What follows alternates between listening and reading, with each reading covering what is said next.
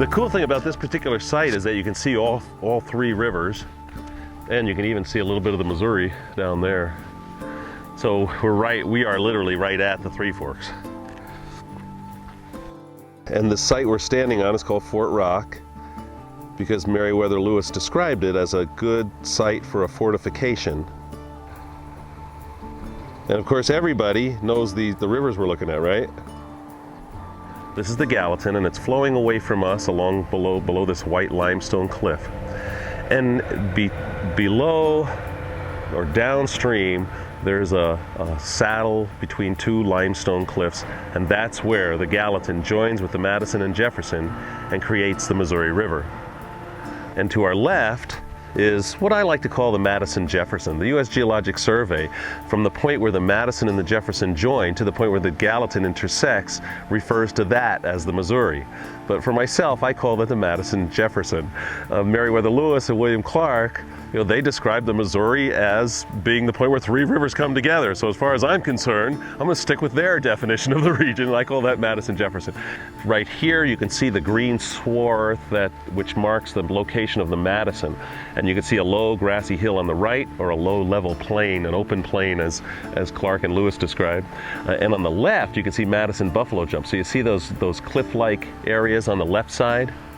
There's one ridge which slopes backwards, and then a nice tapered off slope on its right side. That's Madison Buffalo Jump, a state park, an ancient Indian piskun, where they would drive bison off the cliff to their demise, hopefully for them.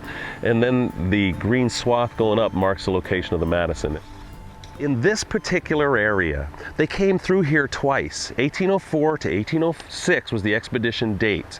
1804 to 1805, they came up the Missouri River and wintered that winter, 1804-05, with the Mandan Indians about where Bismarck, North Dakota is.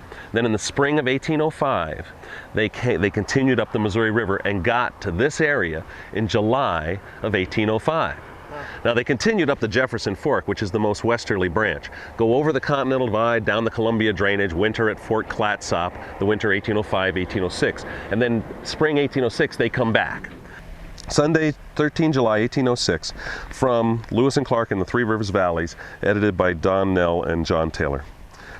Set out this morning and proceeded on very well to the entrance of Madison's River at our old encampment of 27th July last at 12 o'clock, where I found Sergeant Pryor and party with the horses. They had arrived at this place 1 hour before us. His party had killed 6 deer and a white bear. A white bear would be a grizzly bear. I had all the horses driven across Madison and Gallatin's River and halted to dine and let the horses feed immediately below the entrance of Gallatin. We can roughly see that location from here. The current of the river is rapid, and near the mouth contains several islands. It is navigable for canoes. I saw several antelope, common deer, wolves, beaver, otter, eagles, hawks, crows, wild geese both young and old, does, etc., etc. I observed several leading roads which appear to pass to a gap of the mountain in an east-northeast direction, about 18 or 20 miles distant. The Indian woman who has been of great service to me as a pilot through this country recommends a gap in the mountains more south, which I shall cross. There's some very interesting text here that tells us a lot about the landscape, and that's just from July 13. On July, that evening they camped approximately where Logan, Montana is today, and then the next day they went from Logan to Kelly Canyon, right about where Bozeman, Montana is. Come on down here for a second. This is really pretty interesting. I was talking about the editions of the journals of Lewis and Clark. The latest edition, and probably the one that's going to be the authoritative journals of Lewis and Clark for many, many, many years, if not forever, what just came out last fall. And there's been many before that, as you can probably guess. And it was edited by a guy named Gary Moulton. Okay, so the 12-volume version of the Journals of Lewis and Clark, each volume was like $100 or something. I mean, the 12-volume version of the Journals of Lewis and Clark. This is the DeVoto version. So I want you to know there's several different ways to read the journals, okay? But the 12-volume version of the Journals of Lewis and Clark, edited by Gary Moulton, came out last fall. In volume 1 are the maps of the expedition. That's all volume 1 is, it's just the maps. And I want to show you some copies of some maps from that volume. If we look right here, we see Missouri River, Madison's River, Gallatin's River, and Jefferson's River. So there's the Three Forks. This is where we are right now. And there's the Missouri. If we read this line right here, we see a double dot, so it indicates a very large trail. Captain William Clark's route from the Three Forks of the Missouri to the Rush Shown. or Yellowstone. Over here, I'm reading direct, high mountains, no snow to be seen on them, Buffalo Gap. On this side of the valley, we go over here, snow on these mountains. The Gallatin Range is about 1,000 feet or more higher than the Bridger Range. The Bridger Range is not so high, so it's not unusual that in July this mountain range would have no snow. Take a look at this. There's a little circle with a tiny post and a flag here. Camped 13th July, 1806. Go all the way up to here. Again, there's a little circle. It's filled in with ink and a post and a flag. Camped 14th July, 1806. Pretty cool stuff. But again, from their descriptions and from his map, we know precisely, or with a major degree of accuracy, where they camped and where they traveled. And by the way, every one of these streams coming out of the Gallatin Range is accurate. Really? He didn't just put this stuff in here. It's phenomenal. It's absolutely phenomenal.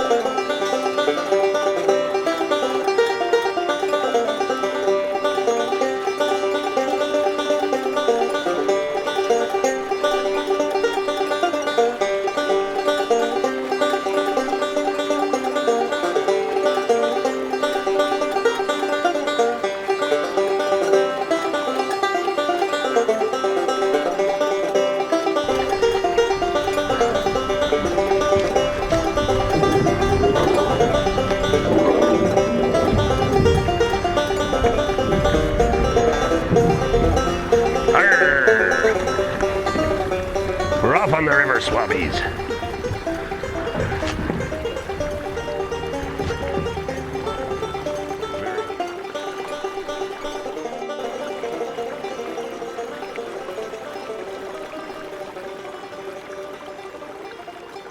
Well, gang, we're on the Madison River. Now, needless to say, as I described earlier, Lewis and Clark on their westward journey went up the Jefferson River, and it's midsummer right now. Unfortunately, it's a drought year, and the Jefferson River doesn't have enough water to float a boat this big. We could canoe it, but it's actually very small right now. Even if we canoed it, you'd think it was moving very slowly. So we've chosen to be on the Madison. Now we're only, straight line miles. We're only about 5 miles from the headwaters, from the Three Forks. So I know that in all cases, the members of the expedition explored all 3 of the rivers. And so I know that William Clark and Meriwether Lewis passed through this river area itself. Again, notice the braids of this river. We've got a gravel bar, we've got flood debris, we've got vegetation right up to the shoreline, which is completely different than this gravel bar. So this diversity of habitat type, and of course the vegetation, the landscape around us is all very, very dry and is actually a semi-desert plant community. But here on the river, we've got an abundance of water, an abundance of life, and a great diversity of life. It's these river systems in the Great Plains in the west that really harbor a great diversity of life because of the diversity of habitats and plant communities. There's some greater yellowlegs a little far away, but those shore-like birds that are in flight. Watch the edges of these gravel bars, watch the shorelines, because they're good places for shorebirds and just a variety of wildlife. Again, look down these side channels. See, if I had a canoe, we'd go down there. You have to always be ready when you take these side channels, though. There might be a tree falling down, a big old cottonwood that might go completely across the channel and block your way. So you have to be ready to change course or be able to stop, get out and explore that before you float right on through there. The osprey is a true fish hawk. They feed primarily on fish. They'll actually enter the water, maybe go 2 feet down to grab a fish. Bald eagles, which also feed on fish primarily, generally take fish off the surface, and they frequently take fish from osprey. Ben Franklin described the bald eagle as a scavenger and a thief. And for that reason, he didn't think the bald eagle should be our national emblem. And when he says that, oh yeah, and when he says scavenger and thief, he's referring to them stealing from osprey. Immediately after Lewis and Clark, in fact, as the expedition is heading back to St. Louis, just above the Mandan villages, they encounter two other Americans coming upstream to trap beaver. Dixon and Hancock, Joseph Dixon and Reuben Hancock. And at that point in time, these guys visiting with Lewis and Clark, they return to the Mandan villages with the members of the expedition, and they convince or ask John Colter to join them to continue back upstream to trap beaver. So that's when John Colter leaves the expedition and stays back in the wilderness to trap with the intent of trapping beaver. The next time we hear about John Colter, it's a year later, and again, coming upstream is Manuel Lisa's fur trapping party. With Lisa is George Drouillard, the famous hunter of the expedition, and John Potts, another member of the Lewis and Clark expedition. And so now Colter, I hear a kingfisher chatter. Yeah, he's right there above the water. Crossing the left side. Got him. A belted kingfisher, of course.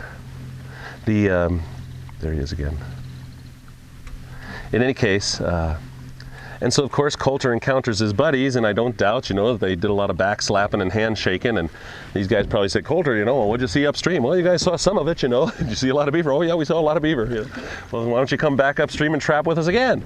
So again, John Colter turns around. He's on his way back to civilization, but he turns around, pelicans overhead, and comes back upstream with the Manuel Lisa fur trading party to trap beaver. Now Lisa's group went up the Yellowstone, and at the junction of the Bighorn and the Yellowstone rivers, they established a fur trading post. Lisa names it Fort Ramon after his firstborn son, though today on most maps it's referred to as Fort Manuel Lisa. Most general historians refer to it as Fort Manuel Lisa, or Lisa's Fort, actually.